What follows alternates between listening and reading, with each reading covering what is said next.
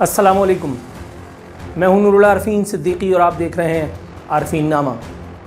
आज की एपिसोड मुकम्मल तौर पर PG-18 कंसिडर की जाए। इस एपिसोड में सब कुछ है, वो सब कुछ जो नॉर्मली इस तरह की प्रोग्राम्स में नहीं होता।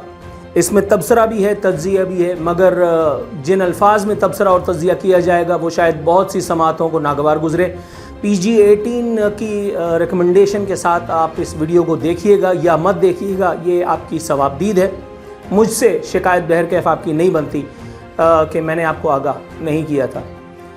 चूतियों की कमी नहीं गालिब, चूतियों की कमी नहीं गालिब, एक ढूंढो हज़ार मिलते हैं। शायद ये शेर हिंदुस्तान और पाकिस्तान जैसे ज़हनी ग़ुलामाना माशरों के लिए कहा गया था, जहाँ शख्सियत परस्ती इस हद तक बढ़ जाती है कि कभी कभार तो इंसान की रगों में उसका खून खौलने लगता है, बिल्कुल उसी तरह जिस तरह इस वक्त मैं, एक तो गर्मी के सबब और दूसरा ये तस्वीर देख करके जो मेरे पास आई है इनबॉक्स में, खौल उठा हूँ। यानी गज़ब खुदा का इस हरामज़ादे को जिसने अपने चेहरे पर सुन्नत रसूल सजा रखी है, इस बदबख्त को, इस मुशरिक को, इस लादीन को, इस मुल्हिद को जो इस तस्वीर में आपको बराबर वाली विंडो में नज़र आ रहा है। आपको लगता है कि इस हरामज़ादे के कान में पैदा होने के बाद अल्लाह ताला की वहदानियत का वो सुरीला नगमा गूंजा होगा जिसे हम अजान कहते हैं? आपको लगता है कभी इसने वो कलमा पढ़ा होगा कि जिसके पढ़े बगैर कभी ईमान मुकम्मल नहीं हुआ करता? यानी नहीं है कोई इलाह मा सिवा अल्लाह ताला के, ला इलाहा इल्लल्लाह। आपको लगता है कि इस बदबख्त को जो अपने गले में तौक़े ग़ुलामी ये चप्पल नंबर 804 लटका करके अपने आप को इमरान खान का कुत्ता डिक्लेयर कर रहा है, इस जैसे हरामजादों को कभी अपने बाप का भी इतना दर्द हुआ होगा जिस तरह से इसे अपनी इमरान खान का हो रहा है? मैंने पहले कह दिया था कि ये एपिसोड PG-18 है, देखना है देखो, वरना मैंने किसी के घर का दरवाज़ा नहीं खटखटाया कि मुझे सब्सक्राइब करो। मतलब एक मुआहिदा क्या साइन कर दिया? ऐसा लग रहा है लोग कि मैं शरीफ हो गया। और नहीं भाई, मैं शाहरुख खान नहीं हूँ, मैं नूरुल आरफीन हूँ। मैं वही नूरुल आरफीन हूँ कि जिसको देख करके एक आदमी एक अपना हाथ किसी जगह रख लेता है। कोई खुदा का खौफ करो। मतलब इस तरह की हरकतें मुल्हिदाना के देख करके आदमी की हट जाए। एक आदमी की तस्वीर मैंने देखी, मुझे किसी ने भेजी, मैंने मारे गुस्से कि उस बंदे का नंबर ही ब्लॉक कर दिया। वो चप्पल नंबर 804 को पूछ रहा था, किस कर रहा था। यार कैन यू बिलीव, ये किस कदर मुल्हिद लोग हैं, इनका ईमान कितना ज़ईफ़ है। इनके एतकाद पर और इनके सुबह शाम 10-10 जूते मारे जाएं तो भी कम है, और वो भी गीले करके। इन लोगों को पता है ये किसको पूछ रहे हैं। यार can you believe, can you believe, ये कितनी, यार इस मुल्क की सियासत, इस मुल्क के सियासतदानों की असल चेहरा अगर इन लोगों को पता चल जाए तो क्या वो उनकी मुंह से भी मेरी तरह जाग नहीं निकलेगा? ये कप्तान चप्पल बनाने वाला बुढ़ा जो आपको इस तस्वीर में नजर आ रहा है, इसने इमरान खान की खुशामद में, चूंकि ये नस्वार रखता है, ये पठान है, और पठान तो पठान होता है चाहे कितना भी पढ़ लिख ले। मेरा भी एक दोस्त है पठान, मगर चूंकि वो पठान है तो इसलिए तालीम ने उसका कुछ बिगाड़ा नहीं है। तो ये पठान ने नस्वार खा करके एक चप्पल ईजाद की जिसको उसने कप्तान चप्पल का नाम दिया, और फिर उसके बाद जो उसकी बिक्री हुई, जो दिहाड़ी हुई पेशावर में, वो आप जानते हैं। और आपको पता है कि इसी कप्तान चप्पल बनाने के जो है वो एतराफ़ में इसको इमरान खान के दौर में सदारती तमगा तक मिला है। यार जिस माशरे में ये हरकतें शुरू हो जाएं, वहाँ आप क्या मतलब बखान कर रहे हो कि इसको दे दिया तमगा, उसको दे दिया तमगा। और भाई फिर तो ऐसे ही बटेगा, जब अंधे के हाथ में लाठी आएगी फिर तो पता नहीं किसकी हाथ पे मार रहा है, किसी की नाक पे मार रहा है, किसके सर पे मार रहा है। अंधा बांटे रेवड़ियाँ और वो भी मिले अपने अपनों को। कैन यू बिलीव, इसी कप्तान चप्पल वाले बुड्ढे ने, जो है तो पठान मगर इतना शातिर पठान, अल्लाह की पनाह, तौबा इस्तग़फ़ार, अय्यारी का होलसेलर, इसने अब एक चप्पल ईजाद की है, चप्पल नंबर 804। और यही वो चप्पल है कि जिसको बखान कर रहा हूँ मैं शुरू से लेकर के, कि लोग इसको जो है वो चूम रहे हैं, इसको गले में लटका रहे हैं जैसे कोई तावीज़ लटका है। अल्लाह की पनाह, तौबा इस्तग़फ़ार, तौबा इस्तग़फ़ार। यार कौन लोग हैं? अब देखा देखी जी, कैदी नंबर 804 परफ्यूम है, कैदी नंबर 804 गाना, कैदी नंबर 804 फलाना, तो कॉन्डम भी बना दो कैदी नंबर 804। क्योंकि इमरान खान और ये चीज़ जिसका मैंने नाम लिया ये अलग अलग तो नहीं है, मतलब उसका तो सारा हिसाब किताब ही वहीं से शुरू होता था और वहीं ख़त्म हो जाता था। शुरू हुआ वो सीता वाइट से और ख़त्म हुआ बुशरा बीबी पे। ना वहाँ निकाह किया था ना यहाँ निकाह किया, और इद्दत में तो निकाह हुआ ही नहीं। तो मतलब अब आप सोचें, जब इस तरह के नफ्स परस्तों की पूजा करोगे तो भाई फिर उसी तरह से करो ना जिस तरह से करने का हक है।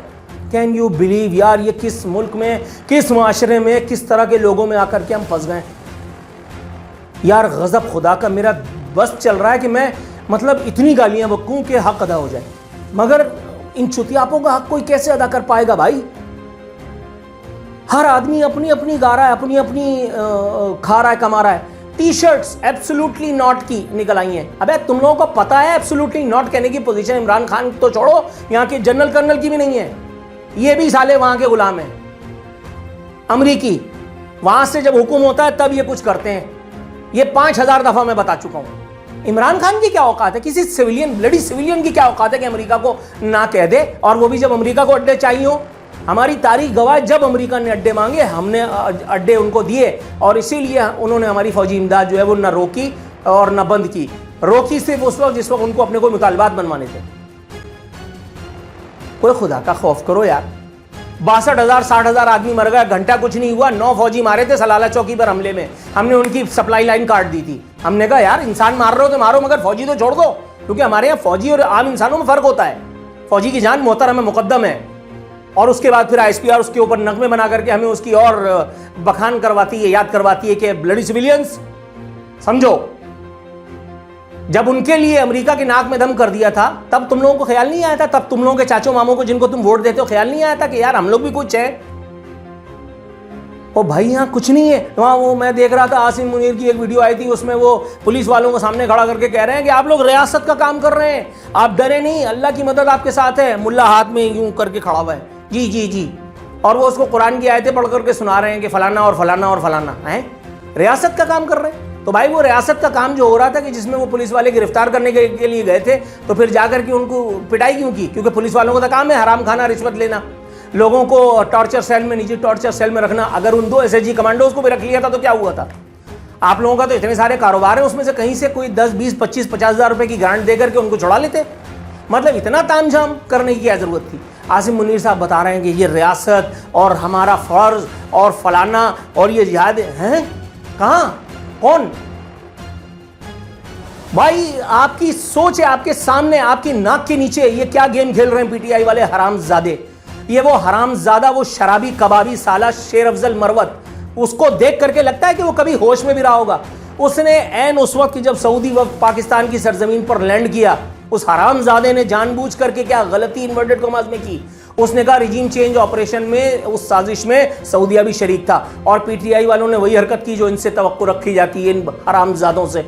इन्होंने कहा हम इस बयान से लाताल्लुकी का इजहार करते हैं। अबे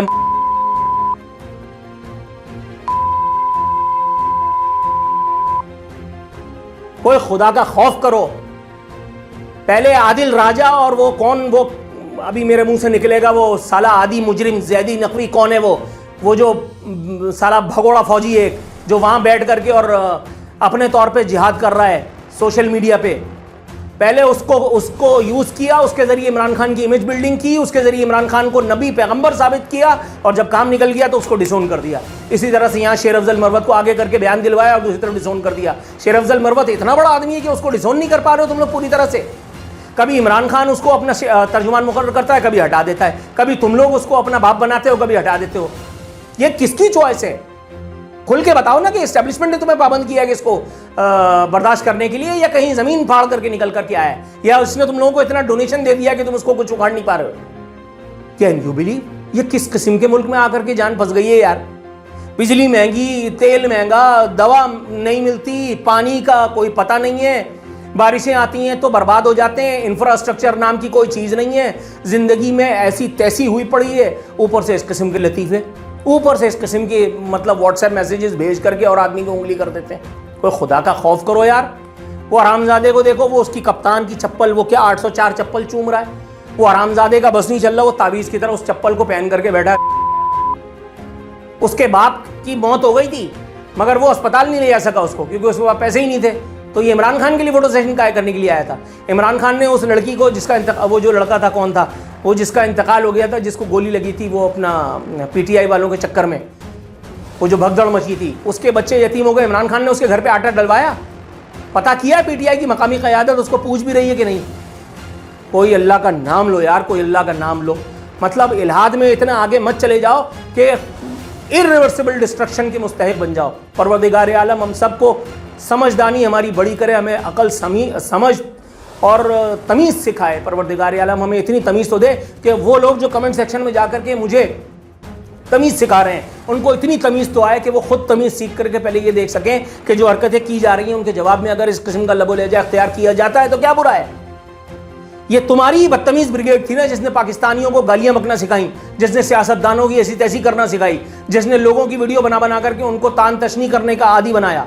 अब जब तुम पर हो रही है तो तुम्हें याद आ रहा है हुकूक। बुशरा बीबी का नाम लो तो तुम्हें औरत की ताज़ीम याद आती है।